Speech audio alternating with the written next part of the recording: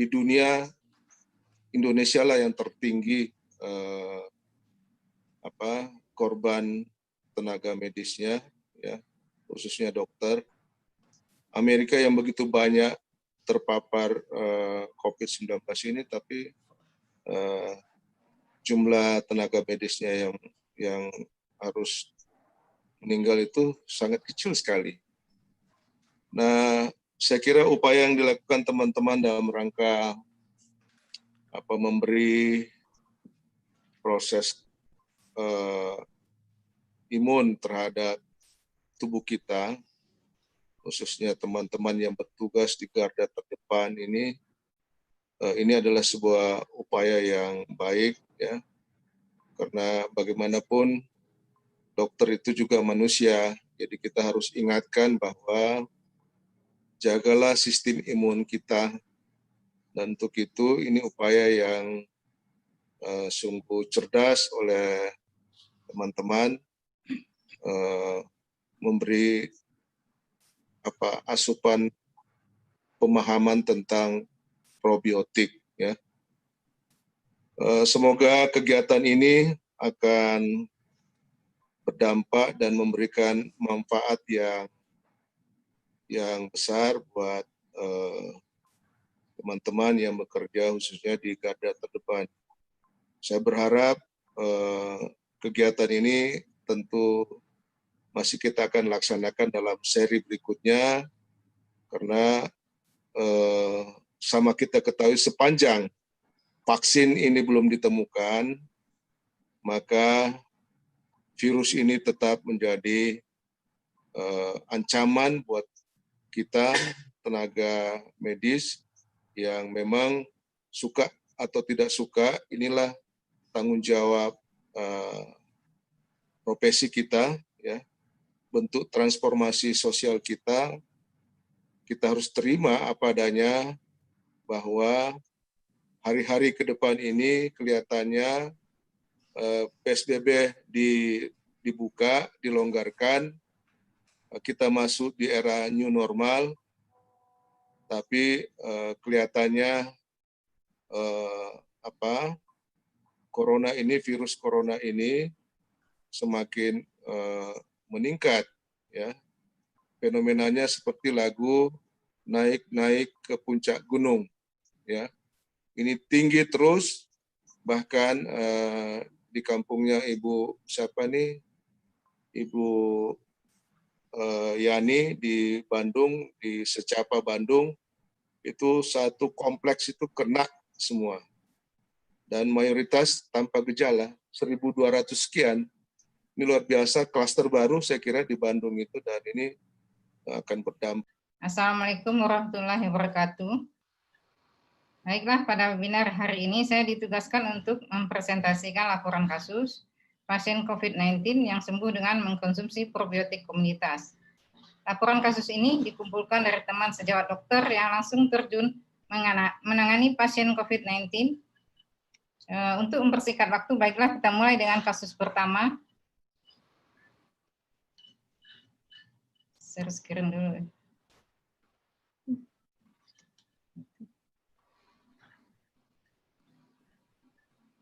Oke. Nah, ini laporan kasus infeksi COVID-19 dengan probiotik komunitas atau kita singkat dengan PK, disusun oleh tim skuad penyelamat bangsa probiotik for COVID-19. Studi kasus pertama, yaitu probiotik komunitas atau disingkat dengan PK dapat meningkatkan imunitas bagi kita yang kontak dengan pasien, walaupun kita kontak dengan pasien COVID. Kasus pertama tanggal 15 Juni 2020, sejak H-1 pasien paman dari AP sakit mendadak, gejalanya sesak nafas dan panas. AP sudah berinisiatif untuk memanggil ambulan puskesmas terdekat, namun tak ada tanggapan. Karena melihat kondisi Pak D-nya yang semakin sesak, akhirnya diboponglah ke mobil bersama suaminya menuju layanan kesehatan terdekat. Sesampainya di PKU Muhammadiyah, segera dilakukan rapid test, hasilnya reaktif, lalu dilakukan swab. Keesokan harinya Pak D-nya meninggal dunia. AP isolasi mandiri di rumah sambil menunggu hasil swab Pak D-nya keluar. Pasien AP minum probiotik komunitas untuk seluruh keluarga yang ada di rumah.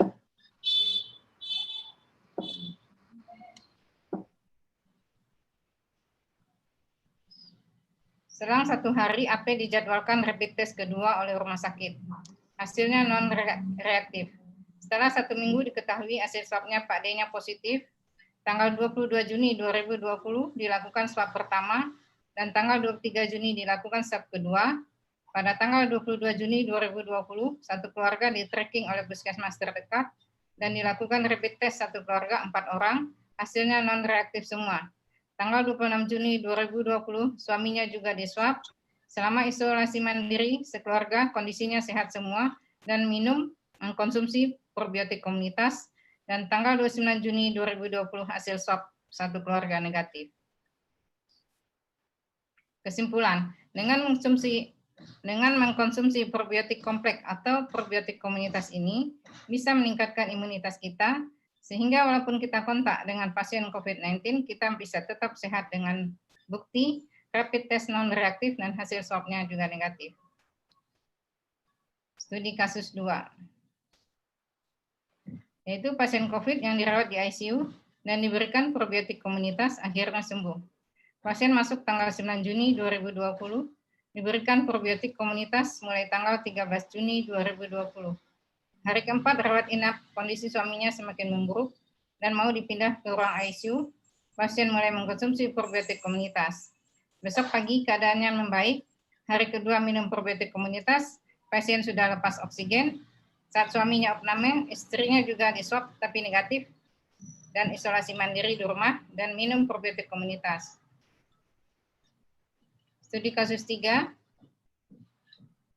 yaitu seorang pasien laki-laki, pekerjaannya dokter IGD, sejawat ya.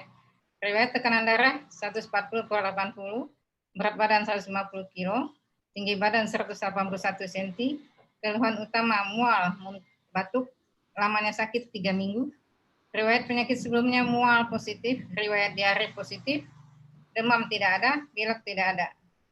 Riwayat penyakit di keluarga, hipertensi, dan diabetes mellitus.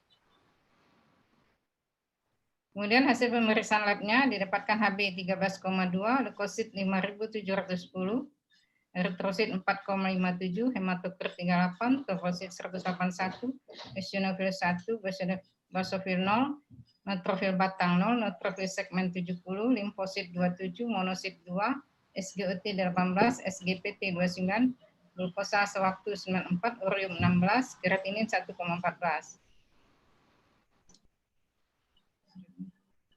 Hasil CT scan toraks saat ini tidak tampak tanda bronchopneumonia, jantung dalam batas normal, tak tampak efusi pleura.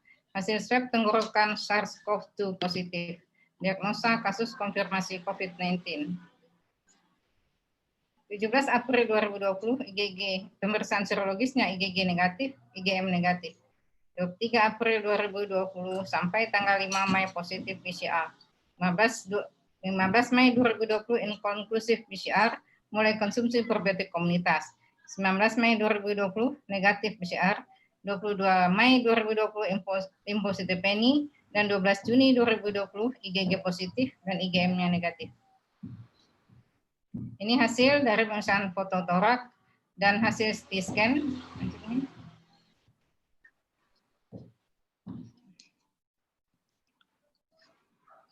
Dan ini hasil pemeriksaan serologis anti SARS-CoV-2 IgG reaktif dan IgM-nya non-reaktif 12 Juni 2020. Kesimpulan, pasien berakhir dengan hasil swab negatif dan sembuh dari COVID-19. Studi kasus 4, seorang ibu 48 tahun dari Sidoarjo, keluhan awal sakit, hilang rasa atau bau, anosmia ya, lebih kurang 1 minggu sebelum masuk rumah sakit, demam tidak ada, di awal sesekali agak sesak tapi tidak parah, hasil ronsen bronkitis, memang dari kecil memang sudah ada. Penyebab masuk rumah sakit karena suami positif COVID-19. Tanggal masuk 22 Maret 2020, tanggal swab dari tanggal 1 Maret, dari swab pertama tanggal 23 Maret sampai swab 19 Mei, itu hasilnya positif. Jadi selama 9 kali swab hasilnya positif, dan mulai mengkonsumsi probiotik komunitas tanggal 19 Mei, swab yang ke-10 hasilnya negatif. Obat yang diminum dari rumah sakit Aluvia, chloroquine, azitromisin, levofloxacin, kodein, tremenza, kurkuma yang diberikan selama perawatan rumah sakit, mulai minum probiotik komunitas tanggal 19 Mei 2020 sore hari dengan hasil swab ke-10 tanggal 8 Juni 2020 negatif. Ini hasil ronsen dari pasien bronkitis. Studi kasus 5, pasien A tanggal 11 Juni tes swab hasil positif, masuk rumah sakit tanggal 14 Juni karena hasil baru keluar tanggal 14. Tanggal 25 Juni dilakukan swab kedua, hasil keluar tanggal 29 Juni negatif semua. Lalu dipindahkan ke asrama haji dan menjalani tes swab lagi dan negatif semua. Kesimpulan, minum probiotik komunitas selama sakit 4 hari dan berakhir dengan kesembuhan dengan hasil swab negatif. Studi kasus 6,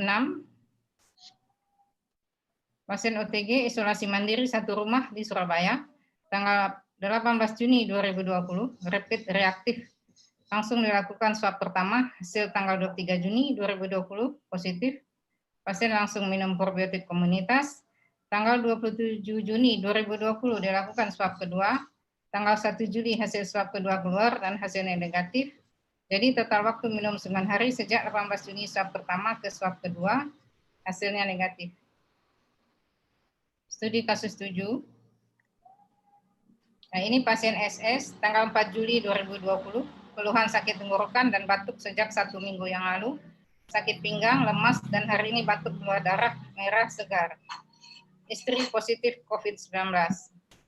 Langsung diterapi probiotik komunitas. Tanggal 5 Juli 2020, batuk darah sudah tidak ada, lemas hilang, keringatan, keluar dahak yang banyak. Tanggal 6 Juli, siang tidur sudah nyenyak. Tanggal 7 Juli, batuk berdahak masih ada, tapi berkurang, mual setelah minum obat pil dari rumah sakit. Solusinya minum probiotik dengan obat, mualnya menjadi hilang. Tanggal 8 Juli 2020, batuk berkurang, dahak berkurang. 9 Juli 2020, batuk jarang, tidur udah mulai enak. Dan 11 Juli 2020, batuk sesekali, banyak makan udah banyak dan enak. Pasien masih dirawat di RSUD setempat. Kesimpulan, terjadi perbaikan dan pemulihan lebih cepat dengan probiotik komunitas. Jadi kasus 8. Nah, ini pasien Dr. Yurika melakukan pemeriksaan PCR, data kenaikan signifikan CT saat pemeriksaan PCR TCM di pasien clinical trial dengan probiotik komunitas. Tiap 3 jam 1 sendok. Pasien mulai minum 30 Juni 2020. Pemeriksaan CT TCM tanggal 3 Juli 2020. Terdapat perbaikan dalam waktu 4 hari, naik 6,4 poin untuk CTA-nya.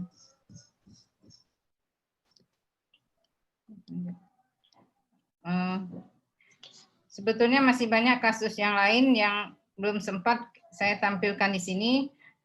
Seperti kasus dari Dr. Sari dari Palembang, ya, dia mengobati pasien OTG 30 orang dengan swab positif setelah minum probiotik komunitas, semuanya hasilnya negatif.